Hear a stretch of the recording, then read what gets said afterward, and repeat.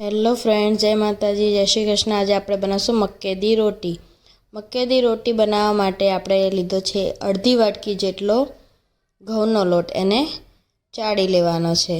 પછી આ બાઇન્ડિંગ માટે ઘઉંનો લોટ આપણે થોડો લીધો છે કે જે ના બનાવતા હોય એ પણ ઇઝી રીતે બનાવી શકે। પછી એમાં આપણે અઢી વાટકી જેટલો આપણે ઉમેરવાનો છે મકાઈનો લોટ। તમે વધારે ક્વોન્ટિટીમાં મકાઈનો લોટ લેતા હોય તો એ પ્રમાણે ઘઉંનો લોટ પણ ઉમેરી શકો છો। 2 વાટકી સામે અડધી વાટકી જેટલો મેં ઘઉંનો લોટ લીધેલો છે। પછી તમારે વધારે લેવો હોય તો એ રીતે એડજસ્ટ કરી શકો છો। જેને પણ સારી રીતે ચાળી લેવાનો છે। આપણે સરસવના શાકની રેસીપી તો ચેનલ પર અપલોડ કરી દીધી છે। એની સાથે સાથે ખાવા માટે મક્કેદી રોટી બહુ જ સરસ લાગે છે, એકવાર બનાવજો। પછી લોટમાં આપણે અજમો નાખવાનો છે। આપણે ખાતા ના હોય એટલે જલ્દીથી પચી જાય તેના માટે અજમો નાખવાનો અને મીઠું નાખવાનું, અને આપણે થોડું હૂંફાળું પાણી કરવાનું છે, નવશેકું પાણી, અને એ નવશેકા પાણીથી આપણે લોટ બાંધવાનો છે। લોટ આપણે રોટલીના લોટ જેવો ઢીલો પણ નહીં અને ભાખરી જેવો એકદમ કઠણ પણ નહીં, વચ્ચેનો મીડિયમ બાંધવાનો છે।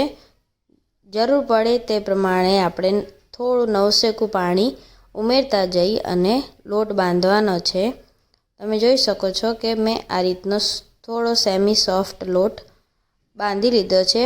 હવે આપણે તેને ઢાંકીને 10-15 મિનિટ માટે રેસ્ટ આપીશું। પછી આપણે એક પ્લાસ્ટિકની થેલી લઈ લેવાની છે, તેની ઉપર ગુલ્લું મૂકી અને પછી ઉપર પાછી થેલીથી રેપ કરી અને આપણે વણી લેવાનું છે। આ રીતે ધીમે ધીમે વણી લેવાનું છે। તમે હાથથી થેપીને પણ કરી શકો છો, અને ના ફાવતું હોય તે વણીને પણ કરી શકે છે।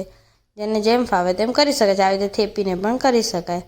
તમે જોઈ શકો છો કે આપણે છે ને મીડિયમ રાખવાનું છે, રોટલી જેટલું પતલું પણ નહીં અને ભાખરી જેટલી જાડી પણ નહીં, પરોઠાની સાઇઝનું આ રીતે થિકનેસ એની રાખવાની છે। તવી ગરમ થઈ જાય પછી તેમાં આપણે ઉમેરી દેવાનું છે। પછી એક બાજુ આટલી ચડી જાય પછી તેને પલટાવી દેવાની છે। 2 બાજુ સરખી થોડી શેકી લેવાની છે। શેકવામાં કોઈ ઉતાવળ કરવાની નથી, કેમ કે કાચું રહી જાય તો પેટમાં દુખે। આવી રીતે શેકાઈ જાય પછી આપણે તેમાં તેલ, ઘી, જેનાથી પણ શેકવું હોય એનાથી આપણે શેકી શકીએ છીએ, અને રોટલીની જેમ ફૂલાવી પણ શકીએ છીએ। હું તમને 2 રીતે શીખવાડીશ કે 2 રીતે કેવી રીતે બને છે। તમે જોઈ શકો છો કે 2 બાજુ સરસ ચડી ગઈ છે। હવે આપણે એમાં ગેસ ફાસ્ટ કરી અને પછી એને થોડી સરખી શેકી અને પછી અંદર ઘીથી શેકી લેવાનું છે। જેમ પરોઠા શેકીએ છે તેલ મૂકીને, એવી રીતે ઘીથી, તમે તેલ પણ નાખી શકો છો, પણ ઘીથી તેનો સ્વાદ વધારે સારો આવે છે। તો આપણે ઘીથી આવી રીતે મસ્ત શેકી લેવાની છે।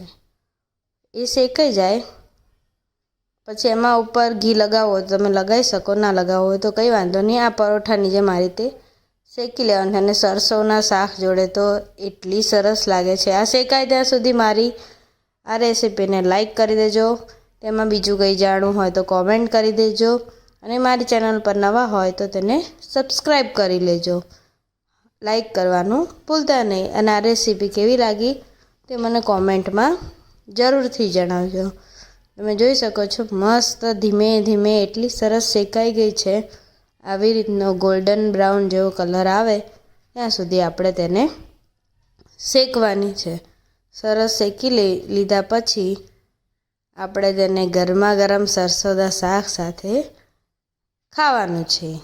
તો ચલો, જો આ બીજી થઈ ગઈ છે તૈયાર, એને પણ હું મૂકી દઉં છું। આ તમને હું આવી રીતે શેકીને બતાવી છે કે તમે ઘીમાં ના તળેલી ખાવી હોય તો તમે ગેસ ઉપર પણ આવી રીતે એને શેકી શકો છો, ફૂલાઈ શકો છો। પછી તેની અંદર આવી રીતે ધીમે ધીમે શેકી અને પછી ફૂલાવાની, કાં પછી ભાખરીની જેમ દબાઈને પણ કરી શકો છો। એ તમારે જે રીતે કરવું હોય તમે કરી શકો છો। આવી રીતે સરસ ફૂલાઈ જાય પછી જુઓ તમે કેવી સરસ બની ગઈ છે।